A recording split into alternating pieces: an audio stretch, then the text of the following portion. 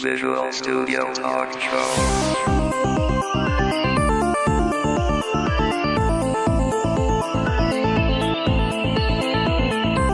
Visual Studio Talk Show est une présentation du groupe d'usagers Visual Studio de Montréal et de .NET Expertise. Visual Studio Talk Show. Bienvenue à une nouvelle émission du Visual Studio Talk Show, le podcast où on discute de construction logicielle avec la plateforme Microsoft.net. Je m'appelle Mario Cardinal et à côté de moi est assis... Monsieur Guy Barrette en personne. Je t'ai pris par surprise. Oui, tu m'as pris un petit peu par surprise. Hey, comment ça va, Mario? Écoute, depuis le temps qu'on fait des émissions, je cherche toujours une façon là, de te déstabiliser comme ça. Je me dis, tu sais, faut que tu sois sur le qui-vive un peu. Oh, et ça marchait, là. Je regardais mes petits view meters, là, sur mon ordinateur, l'enregistreur et tout ça, là. Puis, Hey, Guy. Oui. Là, t'es content aujourd'hui parce que t'as des nouvelles bébelles. Hein, On enregistre léger. Écoute, on teste un nouveau setup ultra léger d'enregistrement parce que on va en avoir besoin. On s'en va à Paris au mois de juillet. Oui, on va participer à l'université du SI, qui est organisée par la firme Octo. Oui. Donc, plusieurs personnes là, vont se retrouver être conférenciers. Mais nous, en plus, on va faire une petite tournée de quelques jours pour enregistrer des podcasts avec... des experts francophones qui vont se retrouver dans la région parisienne au même moment. Ben oui, on va en profiter pour faire le plein d'enregistrements avec des experts là-bas. Beaucoup de monde qu'on a rencontré lors du MVP Summit il y a quoi, un mois et demi maintenant, 2 mois à Seattle, avec qui... je sais pas pourquoi, c'est pas parce qu'on avait des liens de fraternité, mais ça s'est terminé autour d'une bière. Les amis belges qui voulaient absolument qu'on goûte à leur bière belge, nous qui voulions nous assurer qu'ils essaient les bières québécoises, parce qu'il y avait, même à Seattle, on peut boire des bonnes bières du Québec. Ben oui. Puis, les Français étaient pas en reste, forcément. Donc, c'était plaisant. Tellement plaisant qu'on s'est dit, faut remettre la chose quand on va aller à Paris. Ben oui. Et toi, tu as eu une bonne nouvelle récemment aussi, hein? Ah oui, c'est vrai. Je vais être conférencier à Agile 2008 Qui a lieu à Toronto. Première semaine de août, donc j'ai reçu ça par courrier il y a quoi, une semaine, là, comme quoi que j'étais accepté là-bas. Écoute, et tu t'en vas à TechEd la semaine prochaine. Ouais. Donc là-bas aussi comme conférencier, puis Paris au mois de juillet, donc on s'est occupé, hein? Ouf! Ouais, c'est une année fort occupée. Pour moi, de mon côté, je laisse passer TechEd cette année. Il y a vraiment trop de conférences, là. Donc, je vais garder... Faut que tu gardes ton argent pour le PDC de l'automne, hein? Ouais, ben c'est pas nécessairement l'argent, c'est surtout l'énergie, puis aussi satisfaire les clients qui à un moment donné disent il est souvent parti. Oui, ça arrive, hein? Absolument. Ce soir, on est en compagnie de notre ami Éric Renaud. Salut Mario, salut Guy. Pas la première fois. Non, je pense que c'est la 3e fois que je viens vous voir. Là. Oui. Tu nous as parlé à un moment donné de BI. Une fois de BI, puis la première fois, c'était au début du podcast, quand c'était encore blabla.net, c'était sur les tests unitaires avec NUnit. Faut dire que je connais Eric depuis plusieurs années maintenant. Ouais, je pense que oui. On a travaillé dans des startups ensemble. Donc, quand on était encore en mode expérimental, puis que je cherchais du monde venir faire des entrevues, ça n'a pas pris de temps, je me suis dit, hey, Eric pourrait être bon pour faire ça. Puis vu que je suis bon pour l'embarquer dans toutes mes bébelles, il a dit, oh, on va aller faire une émission. Mais là, c'est Mario, t'as des bonnes idées, hein. C'est pas ma faute, ça. Pas trop de mérite, là. J'ai copié l'idée de Carl Franklin qui fait l'équivalent en anglais, le .NET Rocks. Puis, qui était un des premiers à faire un podcast. Puis moi, je trouvais ça l'idée bonne. Je disais, hey, on va faire un en français. Et on colle aussi au français. On a l'occasion, lorsqu'on va à des conférences de rencontrer plein de gens intéressants qui sont anglophones, mais on désire là, se distinguer un peu là, en restant là, en collant au français. Là, ça répond à un besoin. Puis oui. c'est notre langue maternelle, donc souvent on vit plus en anglais. Tu sais, je disais, je viens d'être accepté à Agile 2008, mais comme conférencier en anglais. Puis bizarrement, il y a une track française à Agile 2008 cette année. Mais on m'a pas sélectionné dans cette track-là, mais bon, j'en tiens pas rigueur. Éric, t'as maintenant ta propre firme depuis presque 1 an. Oui. Ma compagnie s'appelle Inventive. C'est une compagnie que j'ai fondée avec François Tanguay, qui a déjà été invité à cette émission. Puis, Inventive, c'est une compagnie qu'on essaie d'aider les compagnies à eux-mêmes bâtir leur propre logiciel. Donc, votre but, c'est pas faire les logiciels pour les compagnies, c'est de les coacher pour qu'ils se fassent de meilleure façon du logiciel. C'est exactement ça l'idée. Au lieu d'aller chez une compagnie faire 40 heures d'architecture, 40 heures d'analyse, 40 heures de programmation, l'idée, c'est juste les démarrer, les mettre sur un bon pied. Comme ça, on est capable de faire le minimum d'architecture nécessaire pour qu'ils débutent. À faire un petit peu d'analyse pour convaincre la direction un petit peu plus haute qu'on fait la bonne chose et qu'on comprend qu'est-ce qu'on fait. Puis ensuite, c'est partir avec les programmeurs puis leur dire voici qu'est-ce qu'on va faire, voici le minimum d'architecture qu'il fallait et après 2 semaines, leur donner une première version de ce logiciel. Donc, Éric, aujourd'hui, on va parler d'avoir fini, d'avoir terminé. Puis, c'est bizarre parce que, écoute, t'es cédulé de participer au podcast depuis 6 mois maintenant.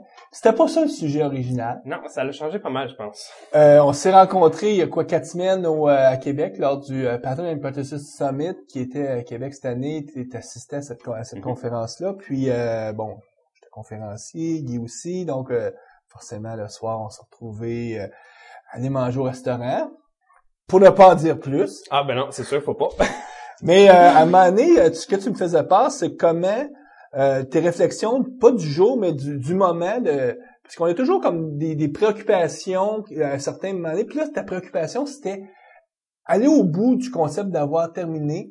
Puis, entre autres, beaucoup des conférenciers, des conférences que tu voyais dans ce summit-là, venait juste confirmer comment le concept d'avoir terminé était une chose qui devenait primordiale pour toi. Bien, c'est ça, c'est que après des conférenciers comme Ann Miller puis Bill Hollis au début qui parlait de WPF, j'ai vraiment réalisé que personne ne s'entend encore sur qu'est-ce que ça veut dire avoir fini. Mais pourtant, c'est super important. C'est comme ça qu'on définit notre projet, c'est comme ça qu'on définit nos tâches, c'est comme ça qu'on définit nos itérations dans un monde agile. Donc, il faut vraiment prendre le temps d'y penser. Puis là, tu te dis un monde agile, mais quelqu'un, mettons, on pourrait définir, avoir terminé, c'est juste quand je finis mon projet, là, mettons, je développe un logiciel pendant 1 an et demi de temps, c'est là, avoir terminé. Puis là, toi, tu sembles dire, non, moi, avoir terminé, c'est dans une boucle de rétroaction plus courte. Ben, qu'est-ce qui se passe, c'est que traditionnellement, les projets duraient 2 ans, 3 ans. Puis, monsieur le client, lui, il arrivait au début, il mettait 1 million sur la table, puis il disait, moi, je voulais telle série de fonctionnalités pour telle date. Puis là, il y a une gang de programmeurs qui partaient, puis qui faisaient ça. Après 2 ans, souvent, qu'est-ce qui se passait, c'était que le système était bien bâti. Naturellement, il y avait des bugs, mais c'est correct. Mais les besoins d'affaires, eux, avaient changé et l'équipe avait pas su adapter la réalité de la business au développement logiciel. Donc, il y a tout le monde agile, au fond, que qu'est-ce qu'eux nous apportent? Ils nous disent, si on rapetisse les itérations, donc le cycle dans lequel on développe le logiciel, à des choses très petites, par exemple 2 semaines ou 3 semaines, c'est beaucoup plus facile à la fin de cette période-là d'aller chercher du feedback. Et ce feedback-là est indispensable. Puis là, la question de c'est quoi avoir terminé sur une itération qui dure 2 semaines ou 3 semaines, ben écoute, on fait le pont, puis on va en parler. En tout cas, on va te demander de nous expliquer ça plus en détail. OK. Assistez aux rencontres bimensuelles du groupe d'usagers Visual Studio de Montréal afin de parfaire vos connaissances des technologies.net et aussi afin de faire du réseautage. Pour l'agenda des rencontres, veuillez consulter le www.guvsm.net. .NET Expertise est un réseau de consultants indépendants et experts dans les technologies .NET de Microsoft. N'hésitez pas à contacter un de nos consultants experts en visitant le www.net-expertise.com. Retrouvez les liens exacts sur le site de visualstudiotalkshow.com. Donc, juste avant la pause, Éric, on parlait que le sujet ce soir, c'est avoir terminé. En anglais, le mot pour dire ça, c'est done. Mm-hmm. Et même, il y a une expression dans le monde agile qui est done. Ben oui, je vais vous conter la farce. Done. C'est Ann Miller qui nous l'a conté au PNP Summit, justement. Puis, l'idée, c'est le boss qui arrive à son employé puis il dit, on est rendu où dans telle chose? Est-ce que c'est fini? Puis l'employé dit, oui, c'est fini, c'est done, c'est fait. Puis après, le boss, il dit, ben, c'est bon. D'abord, on peut l'envoyer à nos clients. Il dit, ben, c'est pas vraiment fini. Donc là, le boss, il dit, c'est pas done.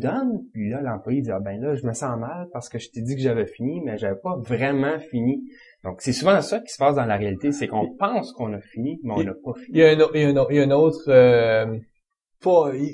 l'équivalent un peu dans le monde peut-être plus traditionnel, c'est quand on dit ouais, combien d'avancements t'es rendu, les gens disent toujours 80%. C'est le chiffre magique, je pense. 80 là. Puis on reste stallé à 80% pendant plusieurs jours, c'est pas. Donc 80%, c'est l'équivalent du done, puis 100% c'est le done. C'est ça, c'est que chaque personne a une définition différente, puis souvent un programmeur, quand c'est fini de tester et de programmer, c'est sûr que là, lui, il va dire, ben, j'ai fini. Puis ce concept-là de rétroaction rapide, entre autres en Agile, c'est de dire, regarde, moi, dans 2 semaines, 3 semaines, je vais avoir fait une boucle complète parce que je veux être capable de pouvoir permettre au client de revenir dans le cycle. Si tu définis pas clairement quand est-ce que ça va se terminer, tu seras jamais capable de dire, j'ai fini, là, puis je recommence le cycle. C'est ça. Donc, quand on regarde la méthodologie Scrum, qui est une méthodologie de gestion de projet agile, une des choses qu'il dit, c'est qu'à la fin d'une itération, on doit présenter qu'est-ce qu'on a fait à notre client. Donc, après cette présentation-là, c'est là qu'on dit c'est terminé parce que le client l'a vu et il approuve qu'est-ce qu'il a vu. Si on n'est pas capable de lui montrer parce qu'il manque des tests, parce que la documentation n'est pas écrite, etc., on considère pas que c'est fini et cette tâche, elle est reportée à la prochaine itération, tout simplement. Donc, c'est très sévère. Qu'est-ce qui se passe? Il y a des développeurs un peu plus juniors qui pourraient dire, ben, regarde, moi, ça compile. Donc, c'est fait. Voici ma démo, ça a compilé. Puis on sait que c'est pas parce que ça compile que les tests passent. Hein. Donc, es-tu en train de me dire qu'il y a du monde qui écrive pas de tests? Ben oui. Ah ben. En tout cas, en 2008, là, mon expérience sur le terrain, c'est plus ça la norme que l'inverse. Ce qui veut pas dire qu'ils font pas des tests, mais ils automatisent pas les tests. Donc, ils font très manuel, avec la bonne vieille méthode de se faire un petit programme de tests, mais tu sais, de bâtir des tests automatisés avec un framework comme Unit ou même si on a l'impression que c'est ça l'état de l'art, la réalité sur le terrain, c'est pas ça. Donc, ce que moi je veux dire, c'est que ma première chose que je vois qui doit être faite, qui rentre dans une définition d'avoir fini, c'est avoir les tests. Et que ces tests-là doivent pas juste rouler sur mon poste. Ils doivent rouler de façon automatisée. Mais des fois, quand je suis dans un projet, puis je dis, ben là, on va faire plus. Les tests, c'est pas juste quelque chose qui va devoir être fait. On va les faire en premier. Le sourire que beaucoup de développeurs me font en disant, hey, j'en ai le droit d'écrire les tests ici.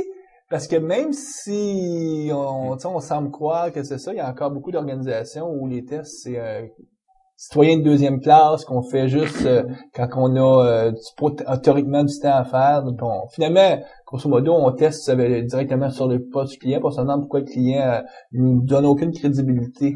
Je pense qu'il y a quelqu'un qui avait dit que 60% des projets informatiques peuvent mener à l'échec. Donc, faut pas que c'est nos clients qui testent. C'est vraiment notre responsabilité, je pense, en tant que développeur, de faire nos propres tests. Que les tests unitaires, les tests sur nos modules qu'on fait. Donc, si on revient à ta définition du done, donc d'avoir terminé, les tests, ça fait partie d'avoir terminé. Oui, définitivement. Être capable d'avoir les tests, ça documente notre système. Ça va évaluer la performance de notre système. Ça va nous montrer comment utiliser notre système, donc c'est vraiment important d'avoir ces tests-là pour notre définition d'avoir fini. Puis, c'est important, je vais vous dire pourquoi.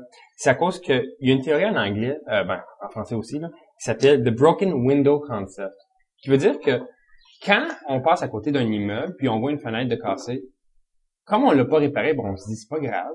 Donc, s'il y a une deuxième fenêtre la semaine prochaine, d'après de casser, c'est pas grave non plus. Puis là, l'immeuble va se détériorer. L'idée, c'est que si on est capable de faire nos tests à mesure, l'immeuble va tout le temps rester dans un état correct et on va garantir le succès parce que fonctionnellement, on est en train de refactorer ou de maintenir l'état de ça. Parce qu'un building qu'on laisse à l'abandon, c'est comme si on se donnait le droit de pouvoir le laisser encore plus à l'abandon, c'est-à-dire de le démolir encore plus. Un peu comme la même analogie avec le fameux métro de New York qui, dans les années 80, était tout plein de graffitis. Puis un jour, les gens de la ville de New York ont décidé de combattre les graffitis, puis de mettre le budget pour effacer nuit après nuit les fameux graffitis, ou jour après jour, parce que c'était plus la nuit que les gens faisaient les graffitis. Mais le message, c'était de dire ici, on n'accepte pas que les gens restent les choses délabrées. Puis donc, c'est un peu ce que tu es en train de nous dire, c'est que dans une organisation où est-ce que le concept de pas avoir terminé n'est pas clairement défini, c'est un peu comme si on laissait le message, comme quoi que bon, les choses peuvent être à moitié faites, délabrées, puis c'est pas grave. Donc, au fond, la première chose, c'était les tests. La deuxième chose, c'est prendre la responsabilité de qu'est-ce qu'on développe. Donc, quand je développe quelque chose, je le mène à terme. Donc, si, habituellement, moi, je suggère aux compagnies de faire des checklists. C'est sûr que des checklists, ça peut sembler plate. On peut les informatiser si on veut vraiment. Mais au moins, la checklist, c'est une liste que je dois cocher. Donc, c'est un acte que je dois faire. Et sur la liste, c'est facile de voir qu'est-ce que j'ai pas fait. Puis, si je décide de ne pas faire quelque chose, je peux tout simplement prendre une note et dire, je n'ai pas fait les tests pour telle raison. Mais là, Eric, si je t'écoute, là, si j'utilise la bonne touche F5 puis je fais mes tests unitaires, selon ta vision, je suis terminé. Ou est-ce qu'il faut que mon code passe dans un engin de build, par exemple, c'est-à-dire que je le compile à l'extérieur de mon poste? OK. La première chose qu'on a vu, c'était les tests. Puis la deuxième chose, c'est la responsabilisation. C'est sûr que tout ça, ça s'inscrit dans un processus automatisé. OK. Donc, pour toi, la responsabilité, c'est la deuxième chose la plus importante après les tests. Exactement. Les tests, c'est une sorte de documentation. Ça fait que tout le monde peut être capable de travailler dans le code. La deuxième chose, prendre la responsabilité, ça veut dire que moi-même, je veux m'assurer du succès de la tâche que je suis en train de faire. Ça se concrétise comment comme type d'activité, prendre la responsabilité? Donc, il faut que moi, en tant que programmeur, j'ai la grande vision. Il faut que je comprenne qu'est-ce qui se passe, puis que je suis capable de faire mes tests en fonction de qui va l'utiliser et au fond des utilisateurs. Quand je dis de responsabiliser, ça veut dire qu'à chaque fois que je vois une opportunité d'automatiser quelque chose, donc m'assurer que pas un autre programmeur le fera, parce que naturellement, on sait qu'il y a des héros dans les développeurs, qu'on appelle ça du CMM1, puis il y a du CMM5 qui on est super organisé. Donc, à chaque fois que je vois quelque chose que je peux automatiser, je dois le prendre et le mettre l'automatiser. Habituellement, on le fait avec du Continuous Integration. C'est une technique qu'on peut utiliser. Juste pour nos auditeurs qui nous auraient perdu, CMM veut dire Capability Maturity Model. Donc, le modèle de maturité que ton processus de développement possède. Donc, le niveau 1 étant essentiellement, c'est les héros. C'est-à-dire que c'est beaucoup de sueur de bras, mais parce que tu as les bonnes personnes qui y arrivent. Puis, théoriquement, si tu vas au niveau 5, c'est que tu as vraiment des... C'est que, tu fais affaire avec l'armée américaine où il y a des vies qui sont en danger. Ouais, puis je trouve il y a toujours une analogie entre les fameux niveaux CMM et les fameuses formes normales d'une base donnée. C'est la troisième forme normale qu'on cherche. Donc, on cherche aussi au moins le niveau 3 souvent qui est d'être capable de pouvoir reproduire notre succès de livraison en livraison, ce qui est vraiment ce qu'on cherche avec le niveau 3. Puis quand on regarde ça, puis la liste de checkbox, c'est capable à chaque fois de reproduire le succès parce qu'à chaque fois, je passe à travers les mêmes étapes. Donc, c'est exactement la bonne définition pour du CMM3. Donc, première étape, faut qu'on ait automatisé nos tests. Deuxième étape, faut être partie prenante, donc être responsable de la livraison, ce qui nous amène à la fameuse soit intégration continue ou en tout cas l'automatisation de la construction du logiciel. Exactement. Pour ceux qui connaissent pas l'intégration continue, donc Continuous Integration en anglais, l'idée c'est qu'à chaque fois que je fais une modification code source, donc que je fais mon check-in dans un système de gestion de version, par exemple Team Foundation Server, le système va rebâtir le système au complet, puis ensuite il va rouler tous les tests qui sont dans le code. Donc, comme ça, aux 15 minutes, 20 minutes, il y a potentiellement une nouvelle version du logiciel qui a été recréée et qui a été retestée. C'est ça qui est important.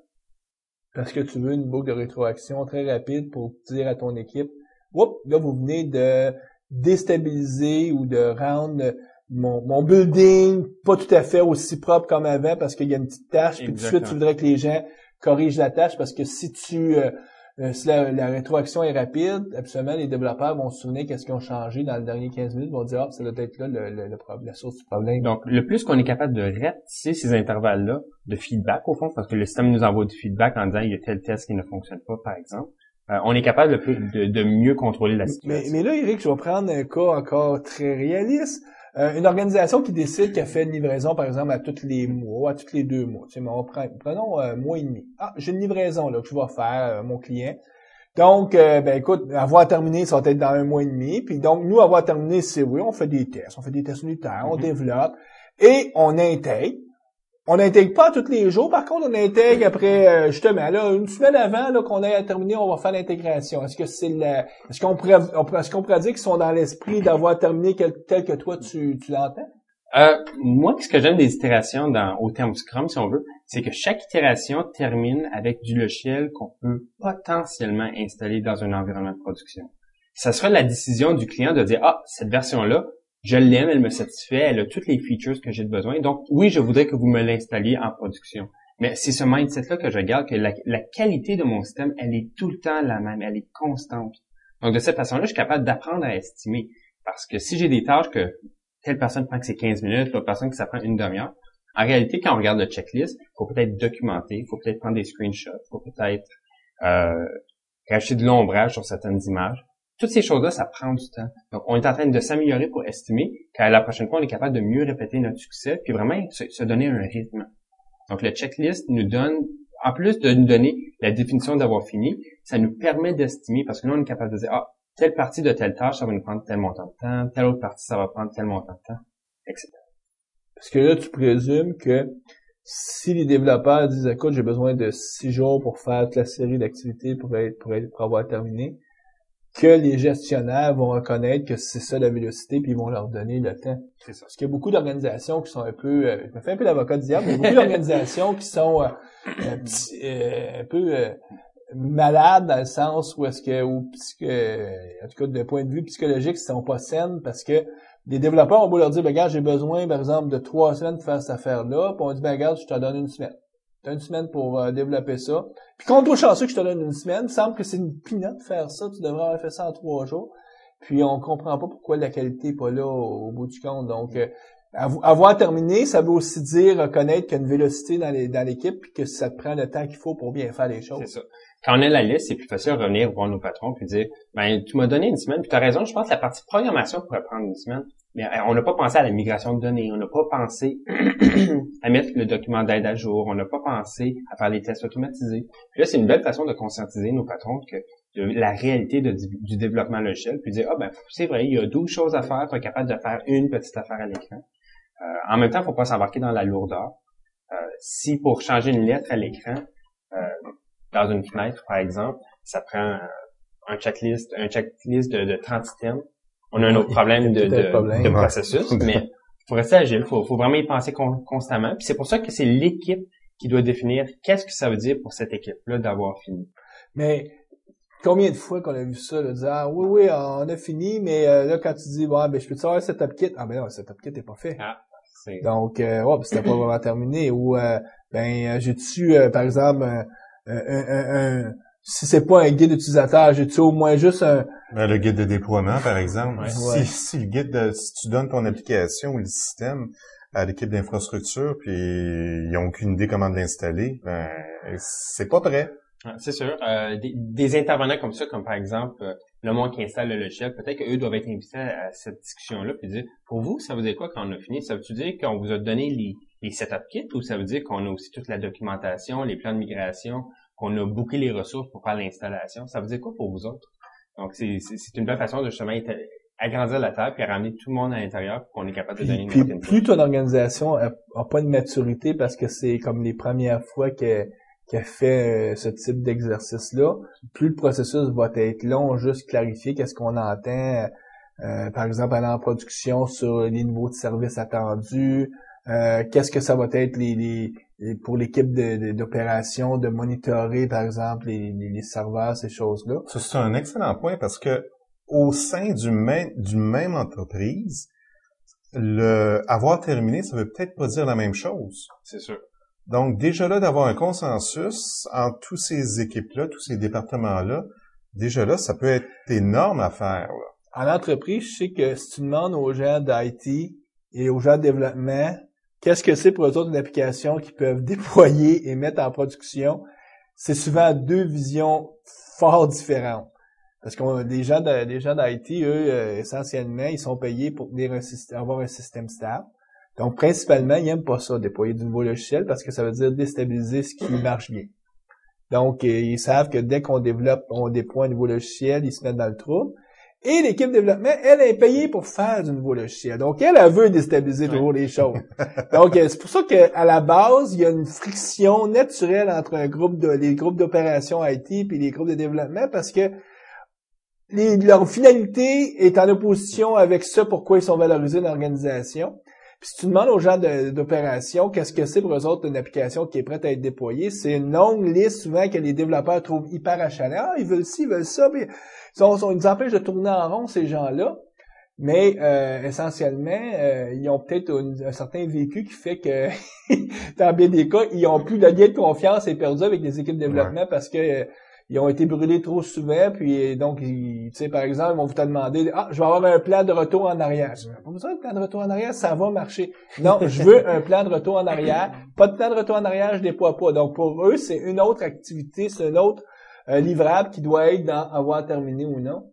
Je donne cet exemple-là parce que je l'ai vu là, à la caisse. Nous, on prépare des déploiements, puis je suis pas du tout en opposition. Là, je m'entends bien avec eux autres parce que je comprends tout à fait leur réalité.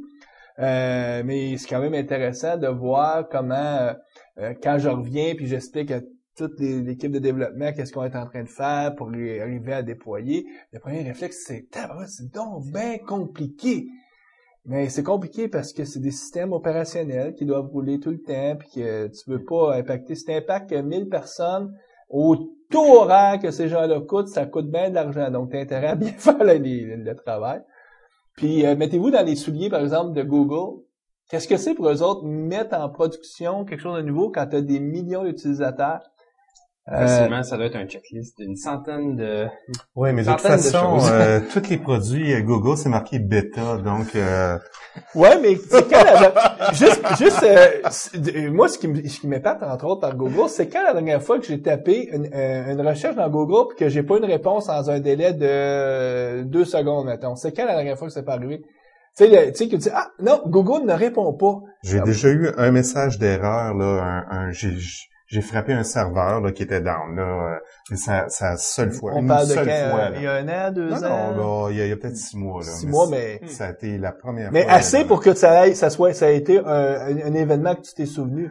Donc, Éric, si on revient avec le focus développeur, on a bifurqué un peu sur la réalité de nos gens d'opération, mais développeur. Toi, tu parlais d'un checklist. Donc, as-tu déjà une liste d'items que dans ta recherche des derniers mois ou ta préoccupation des derniers mois sur avoir terminé, que tu as commencé à identifier un paquet de choses qui devraient être terminées pour vraiment pouvoir dire « j'ai terminé ». Je dirais que oui. Je pense que je vais définir avoir fini pour une tâche. Donc, habituellement, en agile, on va essayer de découper une tâche en quelque chose qui s'exécute en 1 journée ou 2 au maximum. Donc, je dirais, à l'intérieur de ces 2 journées-là, pour être capable d'avoir fini une tâche, faut que j'ai fait de l'architecture.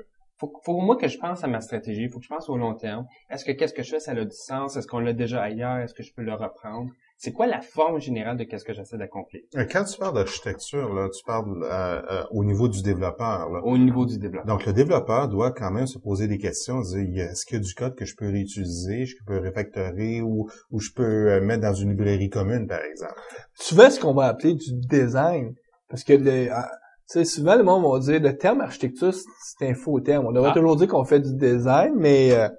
si on utilise le mot design à cette sauce-là, j'ai aucun problème. Faut pas le mêler avec design quand on parle plus des designers graphiques. C'est un autre...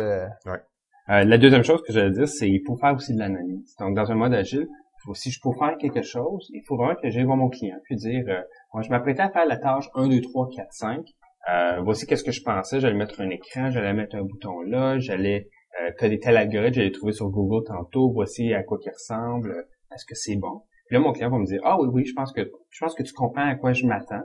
Ou il va peut-être te dire, non, c'est pas du tout ça. Donc là, il y a une question de gérer les attentes. Mais dans des grandes entreprises, cette tâche-là c'est les analyses d'affaires, par exemple, qui s'en occupent. Oui. Donc, dans ce cas-là, ce serait les développeurs qui pourraient aller voir les analyses d'affaires pour confirmer que eux comprennent bien qu'est-ce qu'il y a, c'est quoi la tâche à accomplir, pour que les tests après ça puissent refléter. Puis ça voudrait peut-être dire à ce moment-là que dépendant du rôle que tu as dans l'équipe, le concept d'avoir fini est différent, parce que l'avoir fini pour l'analyse d'affaires, c'est probablement différent que d'avoir fini pour le développeur, comme c'est différent pour l'architecte, c'est probablement différent aussi pour la personne qui s'occupe de la gestion de déploiement, par exemple. Donc, chaque rôle a son spectre de tâches à faire pour vraiment avoir fini. C'est sûr que moi, je promouvois le mode que une personne fait la plupart des activités dans le cadre de développement d'une seule tâche. Qui faisait de l'architecture jusqu'à l'analyse, le design, le développement, le testing, et aussi tout ce qui vient après ça, donc peut-être participer à l'aide, les screenshots, et on va les voir tantôt, mais s'assurer qu'il n'y a pas de bug, c'est ça, s'assurer de la qualité, s'assurer que c'est performant. Donc c'est toutes des choses que je pense que le développeur doit s'assurer. Si on a un autre mode de fonctionnement qui est peut-être plus waterfall, donc on a des analyses d'affaires, on va penser à la solution. Ensuite, on va faire l'analyse officielle pour les développeurs avec le design. C'est sûr que là, c'est un petit peu... On s'entend que rôle ne veut pas dire forcément une personne. C'est-à-dire que la même personne, dans ton cas à toi, tu changes de chapeau. C'est sûr. Tu prends un chapeau plus architecte, design, conception. Après ça, tu vas tomber plus dans un chapeau DBA ou analyse... développeur de base de données, après ça, développeur C#. Donc, ça peut être la même personne, mais les rôles sont différents et à ce moment-là, les livrables sont différents. Puis, moi, je pense, tu me diras ce que tu en penses, mais que les livrables sont aussi différents dans le temps parce que déployer une tâche au milieu d'une itération, c'est pas la même chose comme quand tu es à la fin d'une itération où est-ce que là, tu vas peut-être vouloir déployer vers des environnements de test, des environnements de pré-production, des environnements de production. À chacun de ces environnements-là, le concept d'avoir terminé, qu'est-ce que c'est avoir terminé quand on va aller en test, puis avoir terminé pour aller en production?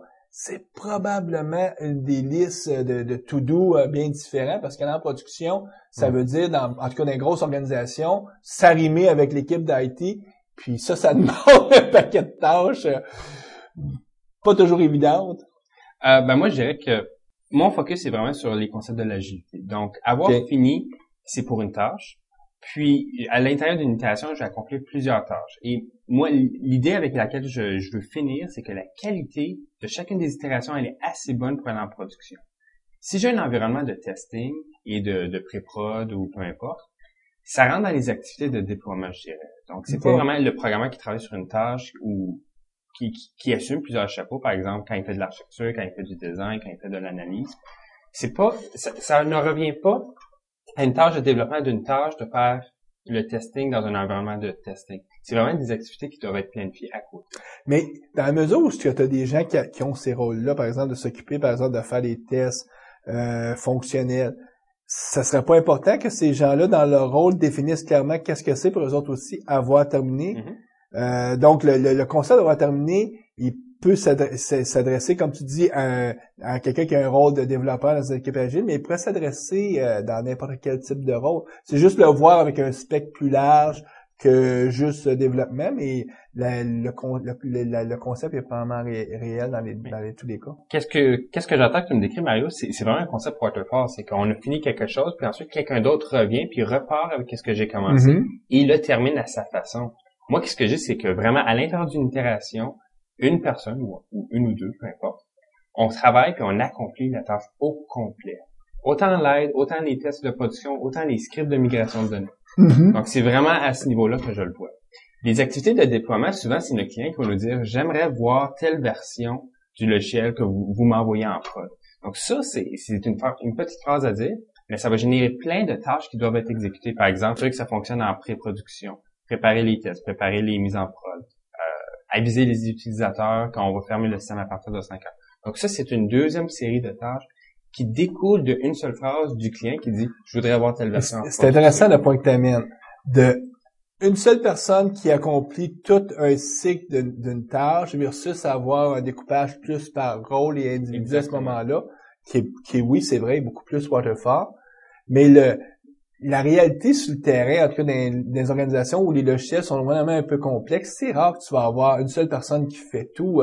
Peut-être dans un projet de plus petite envergure, la réalité c'est oui, c'est vrai, puis tu vas devoir avoir des gens qui sont cette polyvalence-là. Oui, puis de toute façon, même si la personne est seule, elle va fonctionner en mode waterfall, pareil. Ah, c'est sûr. Elle va avoir, il faut qu'elle termine de coder, termine de tester avant de déployer. Donc c'est un il y a quand même il y a certains jalons qui sont tu peux pas aller en tout cas tu peux pas déployer en production si t'as pas ça peut pas être ta première étape.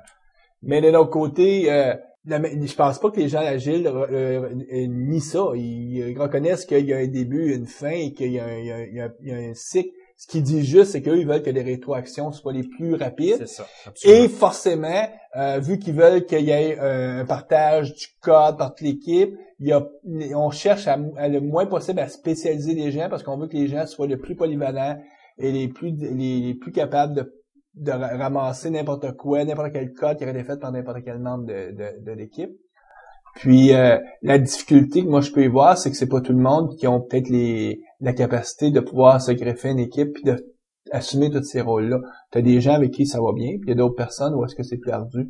C'est sûr que le genre d'équipe duquel je parle, il faut avoir toutes les capacités, toutes les compétences, tous les skill sets pour être capable d'accomplir tout à l'intérieur de cette équipe. Mais on peut s'entendre que le concept d'avoir terminé est vrai dans ce cas-là, mais il pourrait être vrai aussi dans un concept waterfall où est-ce que là, la personne dit, moi, je suis spécialisé, tout ce que je fais, par exemple, c'est, je bâtis des scripts de déploiement avec un logiciel pour faire des setups. Ouais. Mais lui aussi, dans son concept d'avoir terminé, ça veut dire quoi? C'est-tu avoir documenté son setup? C'est-tu avoir fait des tests que son setup marche? C'est sûr que son envergure, son scope est différent. Puis c'est peut-être pas ce qui va être le plus valorisant pour un individu quand on fonctionne dans ce mode-là. J'ai connu, moi, des jeunes qui étaient dans des équipes comme ça, où on dit, ben, toi, tu fais des setup kits, c'est ça ta job, parce que c'est pas trop compliqué à faire, puis il y a personne d'autre dans l'équipe qui veut faire ça, de toute façon, donc tu fais ça. C'est l'affaire la plus compliquée. Oui. C'est l'impact direct. Il y a une certaine utopie dans cette chose-là. Souvent, on mettait le plus junior sur ça, puis on se demande pourquoi nos setup kits marchent pas.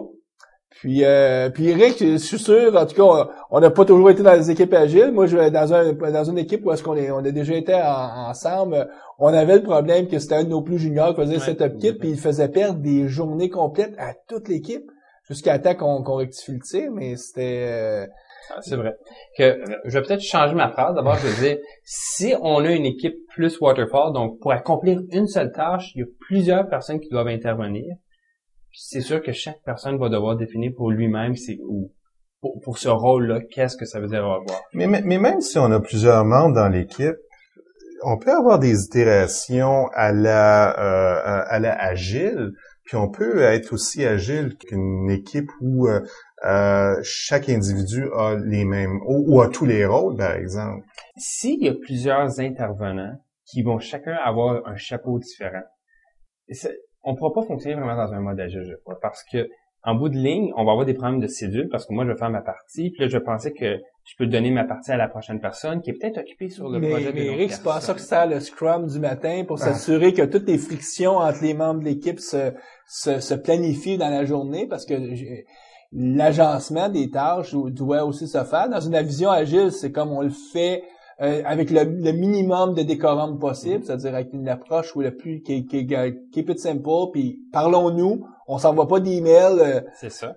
Mais j'ai aussi dit que chacune des tâches devrait être capable d'être effectuée en une ou deux seules journées. Parce que c'est là que le Scrum Master essaie de détecter, ou la personne en charge de l'équipe, essaie de détecter, hey, Eric, ça fait 3 jours qu'il me dit la même chose. Je pense que je vais m'asseoir avec Eric, voir qu'est-ce qu'il pense, on a-tu un problème? Est-ce qu'il faut réagir? Est-ce qu'il faut appeler le client pour lui dire qu'on ne sera pas capable de livrer telle fonctionnalité? Donc, pour moi, vraiment, une tâche, c'est de A à Z et ça doit être fait à l'intérieur de l'itération. Si ça prend 4 personnes différentes, j'ai aucun problème avec ça, en autant que ces 4 personnes-là sont capables, dans la semaine, d'effectuer tout le checklist au fond de chacune des personnes. Coordonner, c'est une plus grande équipe et effectivement, c'est plus de travail, là. Mais on bifurque un peu, mais on va prendre quelques minutes juste pour discuter de ça parce que le point que tu amènes, je pense qu'il est fondamental sur une des critiques que les gens amènent des approches agiles où ils disent les projets agiles reflètent pas vraiment la réalité parce que vu qu'on a des gens qui sont capables de tenir l'ensemble des rôles, c'est des super développeurs. Ouais. Et donc, ils sont pas réalistes par rapport à ce que c'est l'état de l'art de l'industrie, c'est-à-dire les gens sont pas capables de tenir tous ces rôles-là. Donc, si tu as les bonnes personnes, tu vas être capable de faire des projets agiles, mais si tu n'as pas les bonnes personnes, ça marchera pas. Puis ce que tu laisses sous-entendre, c'est oui, il faut que les gens soient capables de faire tous les rôles. Puis malheureusement, mon expérience, c'est que, écoute, il y en a peut-être 1 sur 10 ou 2 sur 10 qui ont cette envergure-là. La majorité des gens, parce que programmer, c'est pas la seule chose qu'ils font dans leur vie. Ils ont une famille, ils ont des enfants, ils s'occupent de soccer, ils s'occupent de hockey. En tout cas, différentes raisons qui font que, écoute, on peut pas demander aux gens d'être des passionnés comme toi tu peux l'être, Eric, comme moi je peux l'être, Guy. À un certain niveau, il faut reconnaître qu'il y a des gens que les autres qui ont envie de faire. C'est moi, je tripe sur les interfaces WPF, puis j'aime ça faire du WPF, mais demande-moi pas de bâtir ma couche d'accès aux données, puis de me préoccuper comment je vais déployer sur le serveur. Je travaille juste du côté client. Puis ça me semble aussi correct, ça. Je dirais pas que c'est pas correct, Mais je dirais que ça rentre moins dans les doctrines de qu'est-ce qui est vraiment l'agilité. Parce que l'idée, c'est justement une personne est capable d'accomplir toutes les tâches. On lui demande pas d'être un super programmeur puis de connaître toutes les technologies. Mais l'équipe, en quelque part, va devoir dire, nous, nos technologies d'accès aux données, on va le faire, par exemple, avec Entity Framework. Donc, l'équipe doit assumer la tâche d'apprendre un petit peu Entity Framework. Je peux pas tout donner ça à une personne, puis ensuite dire, tous les problèmes d'Entity Framework, ça va être Georges qui les gère. Puis là, Georges, tout à coup, est malade. Donc, je reviens au même problème que j'avais avant, quand j'étais pas capable de définir qu'est-ce que la réalité d'avoir fini. Puis je retombe en monde héros, parce que mon héros pour Entity Framework, c'est Georges.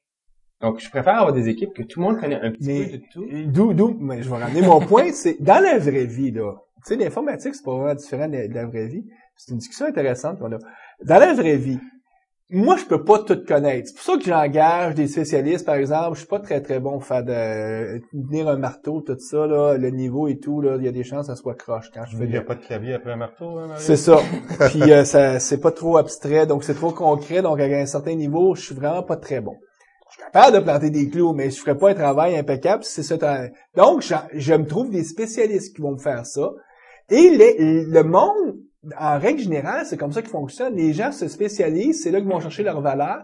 Et rarement, on va trouver des gens qui sont capables de tout faire. Donc, je trouve qu'il y a une certaine utopie dans cette vision agiliste-là, de dire on doit tout faire.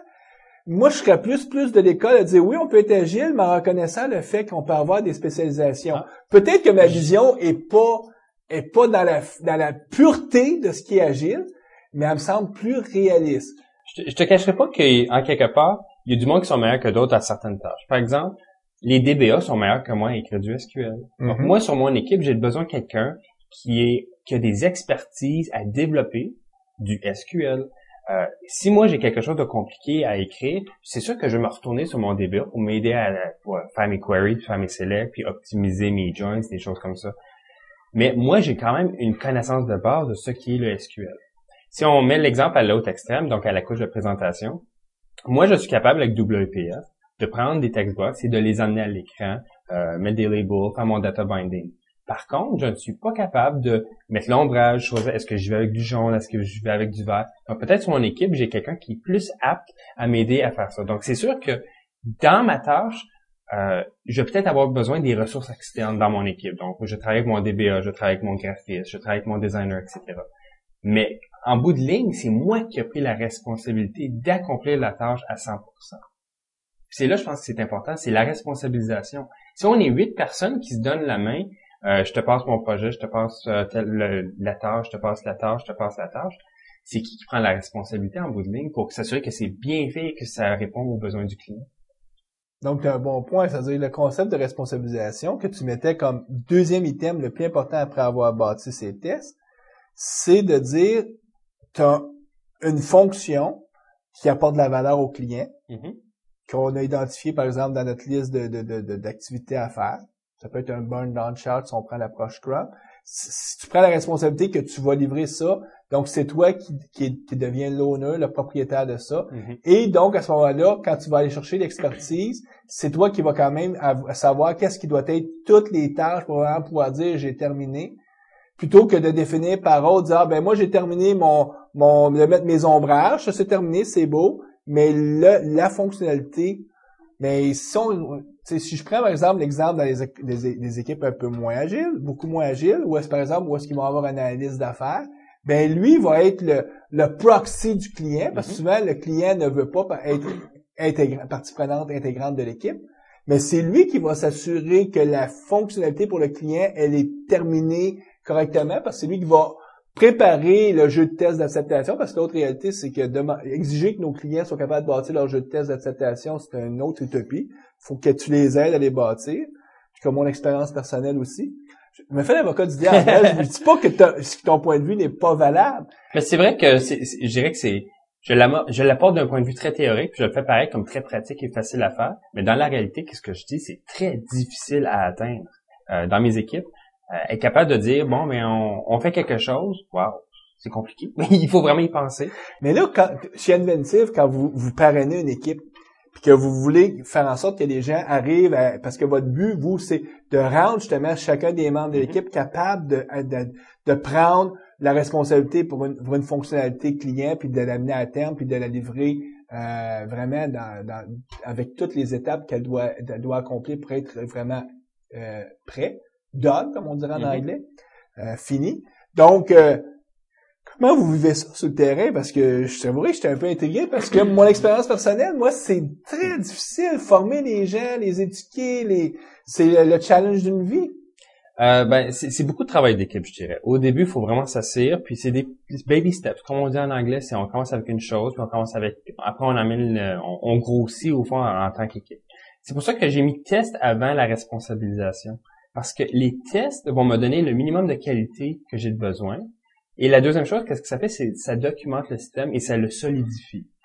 Est-ce que tu pousserais même l'aspect test en disant on devrait faire notre conception dirigée, pilotée par les tests, c'est du test-driven design. Donc, le test devient un peu l'aspect concret sur lequel tu vas t'appuyer pour amener cette responsabilisation-là?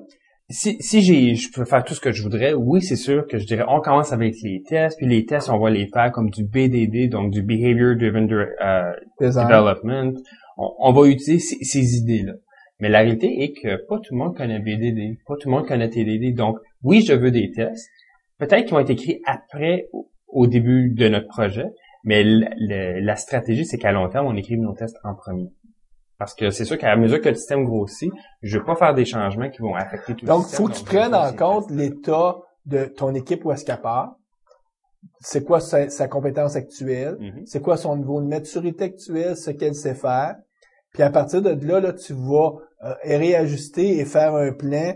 Puis peut-être que une équipe A, ça va te prendre 1 an les amener à un certain niveau. Puis une autre équipe B, c'est peut-être un cheminement de 5 ans.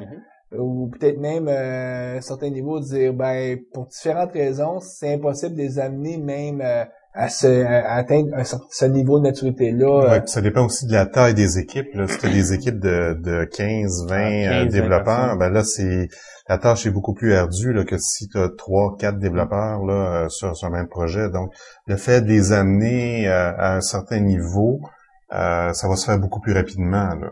Puis c'est plus facile de partager l'information, là, puis de partager les chapeaux.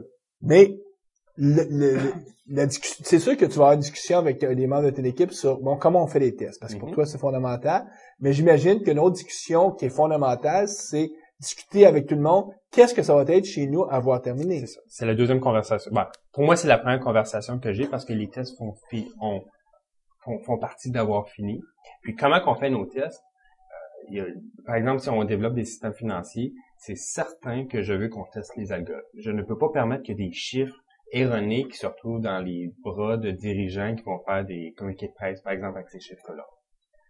Par contre, je vais peut-être moins tester l'interface graphique ou moins tester l'accès aux données. C'est pas que c'est moins important, c'est que j'ai des choix à faire au début. Donc, si je dois imposer des tests, oui, on teste les algorithmes. Quand on va avoir développé notre technique, puis tout le monde se sent plus à l'aise avec les outils, on pourrait étendre aux autres parties. C'est juste prioriser là, les. Exactement. Puis habituellement, personnellement, moi je commencerais à tester les modules qui ont le moins de dépendance sur d'autres, parce que c'est les dépendances qui tuent la capacité de simplifier les tests.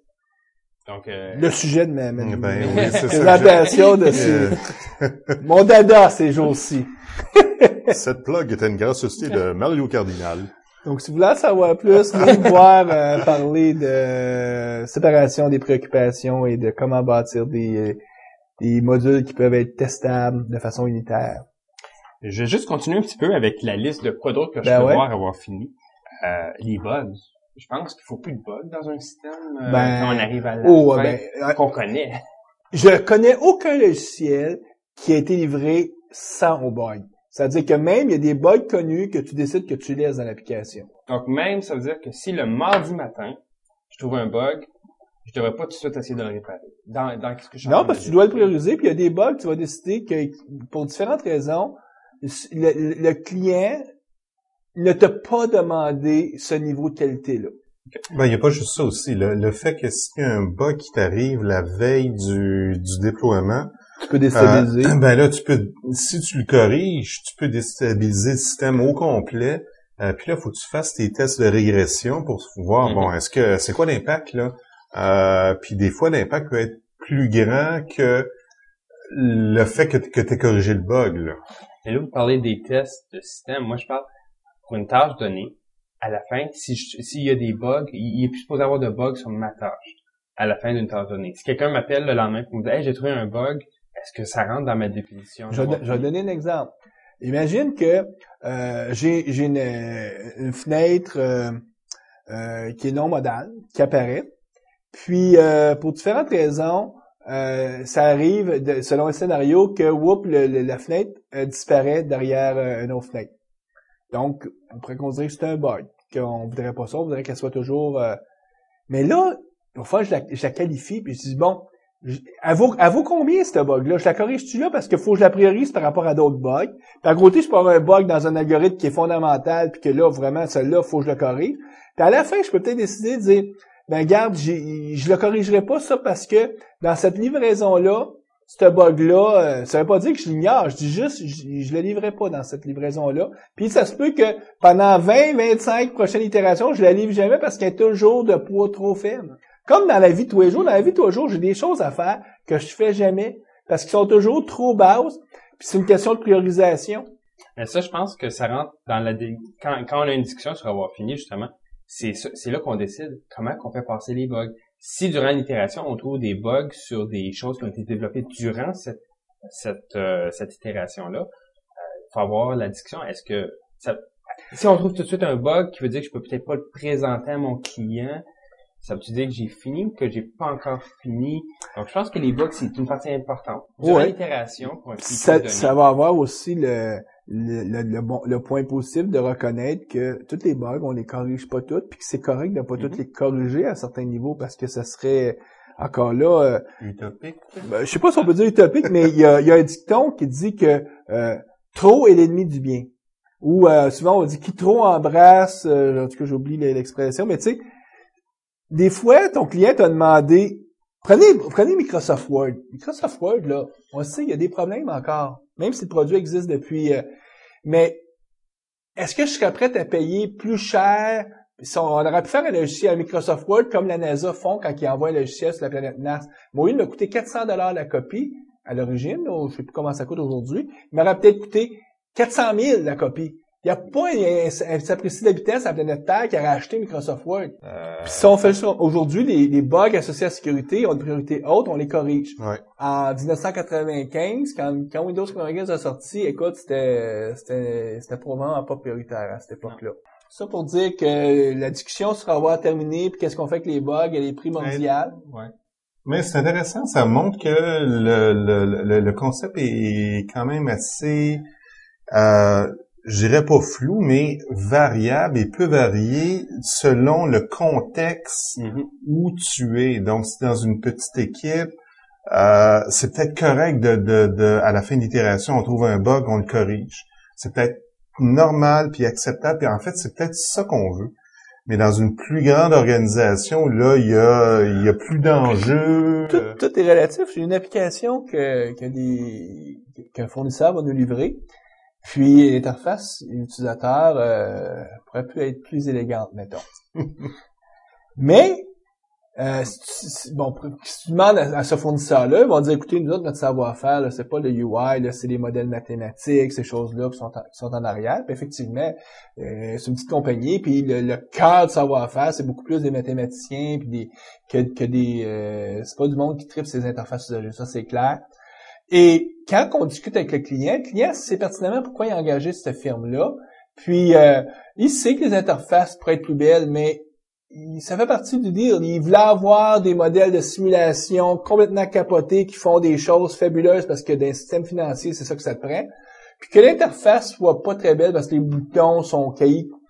Ils s'en foutent, ça fait la job quand même. Donc, le concept d'avoir terminé pour eux autres ne spécifiait pas qu'ils voulaient avoir des interfaces 3D luminescentes qui auraient coûté peut-être 1 mois ou 2 de plus dans la livraison. Puis le 2 mois de plus, il y a mieux avoir l'application plus tôt. Donc, tout est relatif par rapport ça revient à quelque part à c'est quoi la vraie valeur pour ton client. C'est ça. Quand on était au PNP Summit, la première présentation, c'était de Billy Hollis. Puis lui, une des choses qu'il nous disait, c'était à partir de maintenant, on a WPF qui nous permet de faire des choses extraordinaires à l'écran. Puis, en quelque part, le client, qu'est-ce qu'il voit de notre application? Ben, c'est l'interface graphique. Il voit pas le super DAL qu'on a créé, il voit pas les super algorithmes qui roulent sur 3 processeurs. C'est sa seule impression de l'application. Mais ça, c'est relatif. Dans le secteur financier, où je suis, les clients comprennent tous les modèles mathématiques pour faire simulation. Ils sont capables de comprendre ce qui se passe en arrière de l'interface. Donc, ils ont une vue. Ils sont capables, en tout cas, de savoir que c'est pas juste l'interface. Mais je suis d'accord que pour la grande majorité des gens, quand ils ouvrent leur Hotmail sur Internet ou leur Google Mail, tout ce qu'ils voient sur l'interface, puis si c'est laid, la première réaction, c'est comme, je m'en vais de là. Ouais. Donc, qu'est-ce que Billy Hawes m'a fait réaliser, c'est que, en parlant de WPF de cette façon-là, il est en train de nous dire que si on est pour faire du WPF, utilisons le WPF correctement, mettrons les ombrages correctement, faisons des bons jeux de couleurs, au lieu de faire du Windows Forms qu'on peut rien faire. T'as un bon point. Si t'es pour faire une interface affreuse, fais-la en Windows Forms, ça va coûter 3 fois moins cher qu'en WPF. Parce qu'à quelque part, tu sais, c'est comme, tu sais, si tout ce que j'ai besoin, c'est des clous et un marteau, prenons ça. J'irai pas me chercher un marteau pneumatique qui me permet de planter 150 clous à seconde, parce que de toute façon, parce que WPF, c'est un peu ça, hein.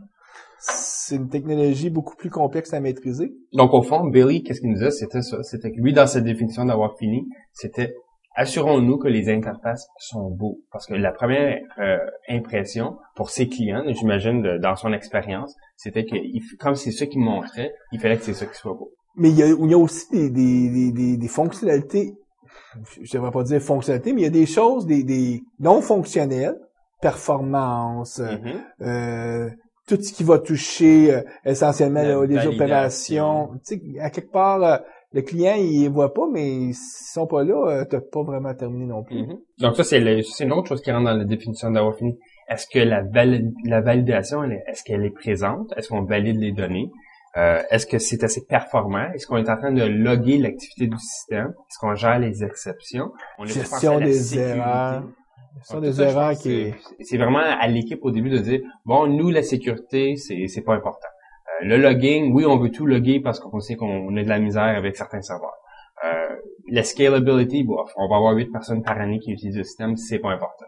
Donc, dans ce cas-là, c'est vraiment important que c'est l'équipe qui choisit. Puis le client aussi doit être impliqué dans ces discussions-là pour qu'il s'attende à ces choses. Donc, avoir terminé, c'est pas juste des décisions techniques, c'est très en lien avec la compréhension du besoin du client. C'est gérer les attentes du client sur quand on va lui dire, on a ajouté telle fonctionnalité que lui comprend que, il a fait l'écran, ça va être validé correctement, la BD elle est rapide, selon qu'est-ce qu'on est, toutes les choses qui font qu'on a établi au début de la conversation. Mais là, j'en ai un autre point. Si tu dis c'est gérer toutes ces attentes-là, il y a beaucoup de ces attentes-là qui vont être en conflit. Je veux un système très performant, mais je veux un système qui coûte pas cher. Puis donc, à quelque part, la discussion sur avoir terminé t'embarques quasiment dans la discussion sur c'est quoi tes exigences, toi, monsieur le client. C'est aussi un peu pour ça que tantôt je disais que ça nous apprend à estimer. Parce que si chaque tâche, ça prend 3 semaines à effectuer à cause de tout ce qu'on veut, le client va trouver rapidement que ça lui coûte cher de développer ce système-là. Donc, il va dire, là, peut-être que j'ai pas besoin d'autant de sécurité. Donc, parce qu'on a défini un système de sécurité, puis ça coûte cher à maintenir, ça coûte cher à développer, ça coûte cher à intégrer. Donc, au fond, apprendre à estimer, c'est que chacune des tâches, d'une grosseur raisonnable, ça prend tout le temps 1 ou 2 journées, puis qu'on a le checklist qui va avec. Si on voit qu'on est en train de prendre 4 ou 5 jours pour faire quelque chose de simple, il faut se poser des questions pour savoir est-ce qu'on a le bon niveau de complexité. Donc, le sujet du jour aujourd'hui, c'est avoir terminé, mais ça peut être gestion des exigences, la nouvelle vision plus agile. Je vais faire un blog là-dessus. Non, mais c'est intéressant parce que le cheminement de toute la conversation nous amène à se rendre compte que on retourne au client parce que c'est le seul qui perçoit la valeur, anyway. Surtout la discussion sur les interfaces usagers où est-ce que c'est ça qu'il voit en premier. Ça nous ramène à se poser la question, quand on définit qu'est-ce qu'on doit faire pour avoir terminé, faut s'assurer qu'on réponde vraiment à ce que le client, les attentes du client. Ouais. Puis je dirais qu'un des défauts que, en tout cas nous les architectes qu'on a, c'est de toujours vouloir faire trop. Parce que ce serait tellement le fun de rajouter ça, ça serait tellement cool. La nouvelle technologie. Les systèmes extensibles et tout.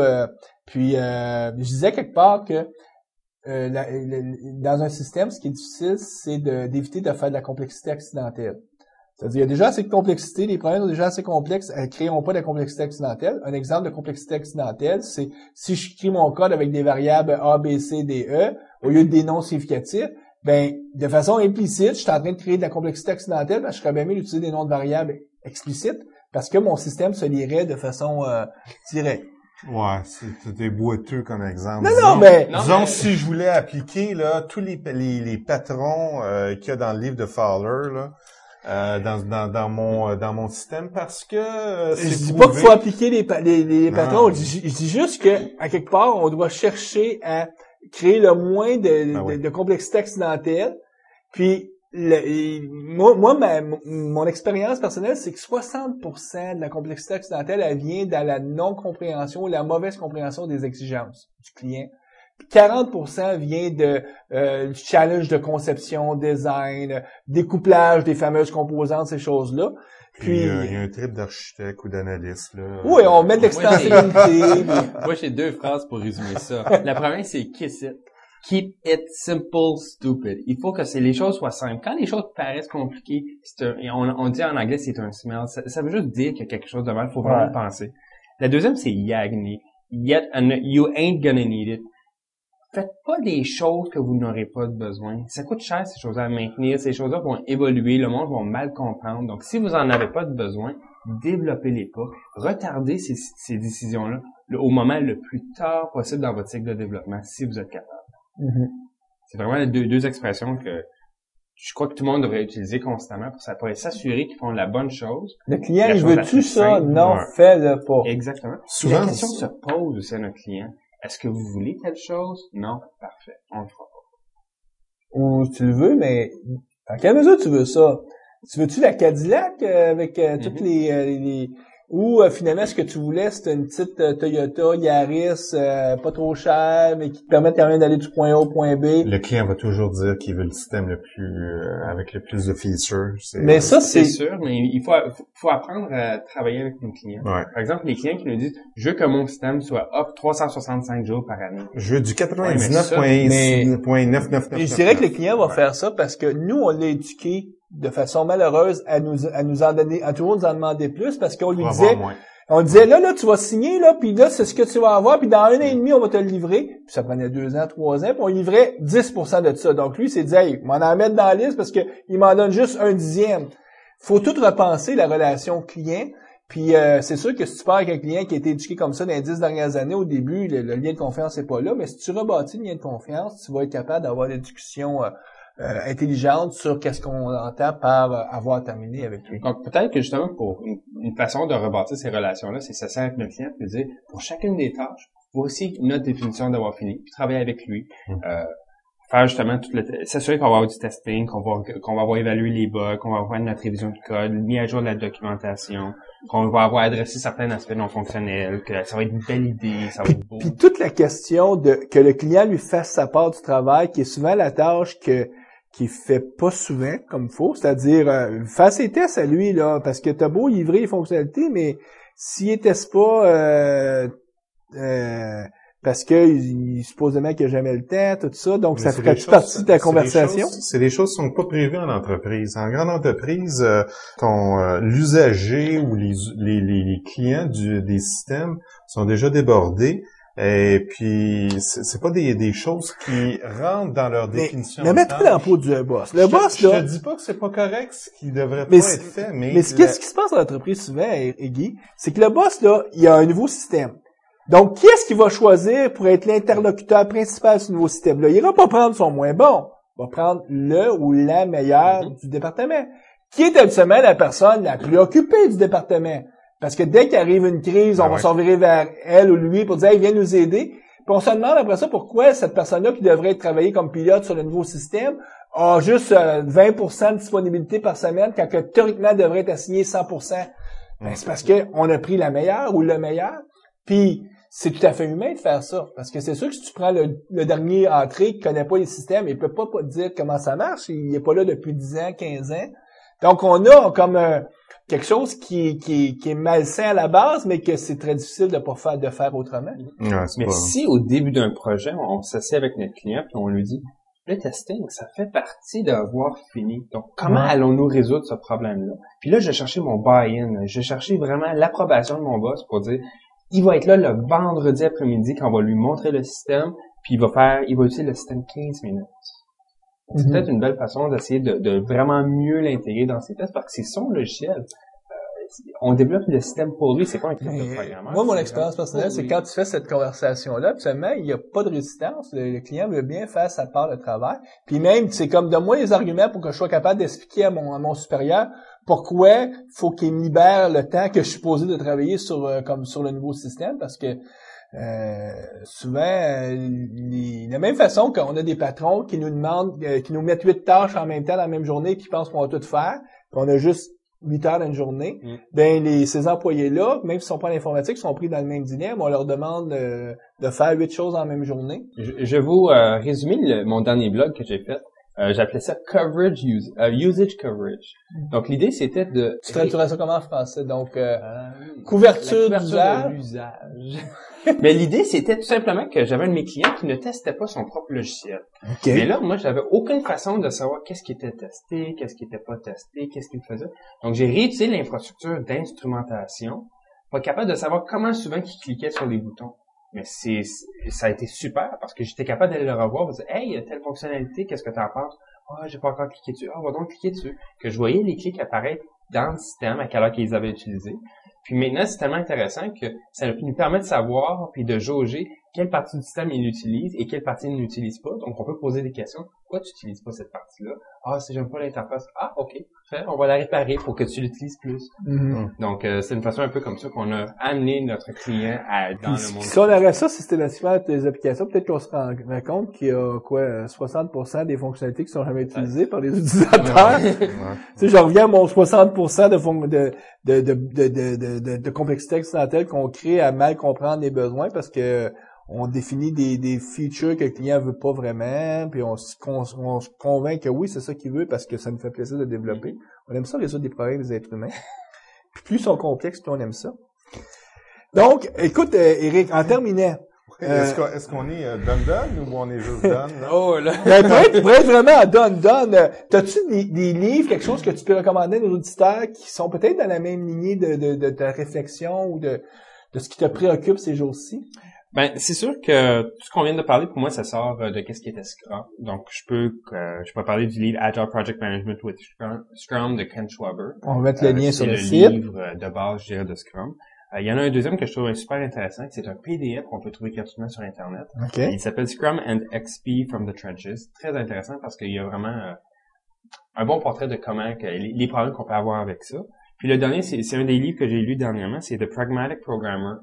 C'est incroyable. Voilà, toute la série des livres pragmatiques là, de Andrew Hunt et compagnie, là, c'est des livres, c'est des incontournables. C'est pas un livre technique, c'est un livre qui nous inspire, qui nous dit, vous faites du logiciel à 40 heures semaine. Avez-vous pensé à telle chose? C'est vraiment incroyable les valeurs que ça peut nous apporter, les façons de penser que ça nous donne. Je recommande vraiment ce livre-là à tout le monde. Ça, c'est David Thomas puis Andrew Hurt qui ont écrit ce livre-là. OK, ben écoute, Eric, nous, on va faire la pause, puis on va revenir avec les actualités de M. Barrett.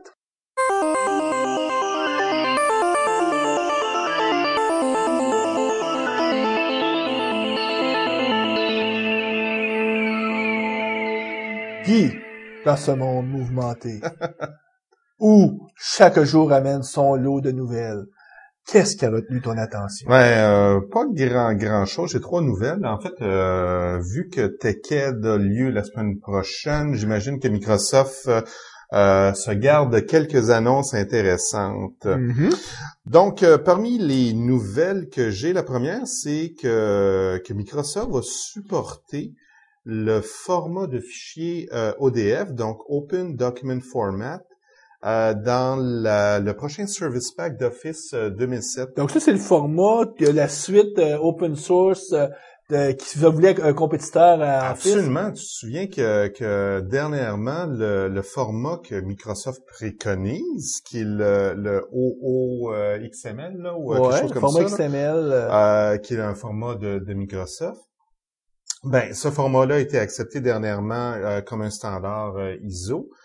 Il était en compétition avec le format ODF et à la surprise de tout le monde, Microsoft a dit, ben, on va supporter ODF aussi. Ben, à quelque part, Microsoft, je pense que c'est parce qu'ils considèrent que c'est pas, ça va juste leur permettre de pouvoir rentrer Microsoft Office dans les gros comptes où est-ce que ça pouvait être un enjeu. Entre autres, on pense sur les comptes gouvernementaux, souvent. Ouais. Ce qui est un peu paradoxal, c'est que la version du fichier ouvert de Microsoft, la version qui a été acceptée comme standard, est relativement différente, parce qu'elle a évolué, est relativement différente de celle qui est incluse dans Office 2007. Donc, ce que Microsoft va faire, c'est peut-être attendre la prochaine version d'Office pour se mettre à jour avec la version ISO, la version complète. Mais à cause que tu as un service pack, tu vas quand même être à jour sur le ODF. Ben oui, ça va être un peu paradoxal parce qu'ils vont être à jour avec leur format entre guillemets compétiteur, puis ils vont attendre la prochaine version du système d'Office.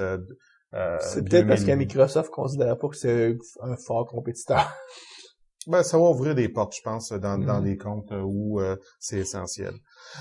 Deuxième nouvelle, Microsoft a mis à la disposition de tous en download gratuit un outil qu'ils utilisent à l'interne au niveau de leurs développeurs. Ça s'appelle Microsoft Source Analysis et c'est pour C# seulement. Donc, il n'y a pas une version pour VB, seulement C#.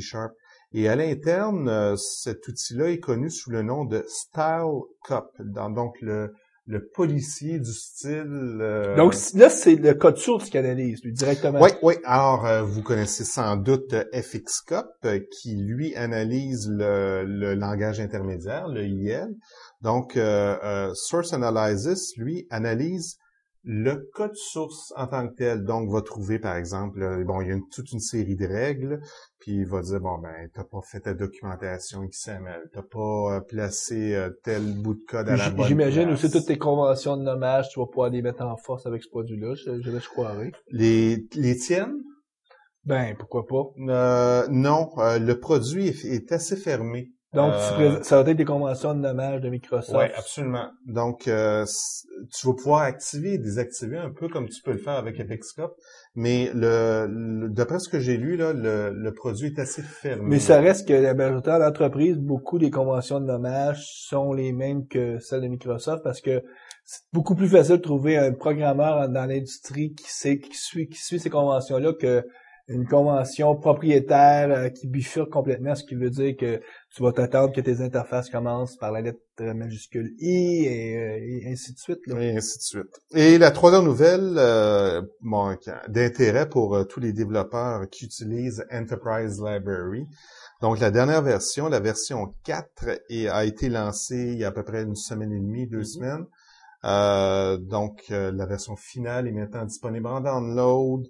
Le code, si vous aviez du code là, qui fonctionnait avec la version 3.1, il va fonctionner tel quel avec la version 4. Ce que les gens du groupe de Pattern Practice ont voulu faire, c'est garder une compatibilité là parfaite avec le code existant, malgré qu'il y a beaucoup d'améliorations. On nous disait par exemple au Pattern Practice Summit que le module le bloc de logging, la performance avait été améliorée de 3 ou 4 fois, là, donc des ajouts intéressants. Ça supporte WMI 2, qui est une grosse amélioration au niveau de tout ce qui est tout ce qui serait en tout cas WMI. Les mots m'échappent. Moi, ce qui m'intéresse surtout, c'est que ça va être livré avec la version 1.1 de Unity. Oui. Donc, le framework d'injection de dépendance que Microsoft fournit maintenant gratuitement, ça vient avec Enterprise Library. Exactement. Ça remplace l'ancien Object Builder. Ceux qui connaîtraient les termes. Ça complémente? Ça complémente. Object Builder sera encore là? Au fond, Unity utilise Object Builder. Ah, ok. Donc, c'est caché dans les fondations. Écoute, c'était mes 3 nouvelles. Puis, Eric, on te remercie encore. Merci moi de vous remercier, c'était fun. Puis, peut-être en terminant, on va mettre le lien sur votre blog, le Coach Factor, qui est sur votre site inventive.net. Nous, avant de quitter nos auditeurs, écoute, on va annoncer ce qui s'en vient au GUVSM. Donc, prochaine assemblée au début juin. Oui, début juin, on a Bertrand Leroy. On a eu confirmation là de sa venue là, donc c'est officiel. Bertrand Leroy qui fait partie de l'équipe de ASP.net à Redmond. Donc, qui travaille pour Microsoft et qui va venir nous entretenir. Oui. ASP 3.5 là. Donc si vous avez des questions pointues là sur ASP.net, ASP.net 3.5, ça va être l'endroit, c'est au début du mois de juin. 2 juin, le lundi 2 juin, et après ça, à la fin du mois de juin, on va avoir une présentation pour les développeurs sur le groupe utilisateur Team System. Oui. Adam Gallant va venir le 10 juin. Oui. Et ensuite, fin juin, donc le 19, je pense, ou le 17. Fin juin, on a Éric Moreau qui va nous parler du SQL Server Compact Edition. Mm-hmm. Donc, beaucoup de belles, en tout cas, des sujets intéressants au mois de juin. On vous invite si vous êtes dans la région montréalaise, à vous joindre à nous. Et puis, nous, on revoit les auditeurs dans 2 semaines. Puis le sujet, c'est une entrevue qu'on a fait maintenant, 2 mois maintenant avec Jean-Luc David. Mm-hmm. On va parler de ce qu'il faut pour écrire un livre technique. En réalité, on va demander à Jean-Luc qu'il nous raconte un peu son expérience personnelle, parce qu'il est rendu à 6 livres qu'il a écrit. Ouais, les joies et les tribulations d'écrire un livre technique. C'est payant écrire un livre. Comment on fait de cash? Donc, ce genre de questions-là, vous allez savoir les tenants et aboutissants de la beauté ou en tout cas du plaisir d'écrire un livre technique. Donc, on vous revoit dans 2 semaines.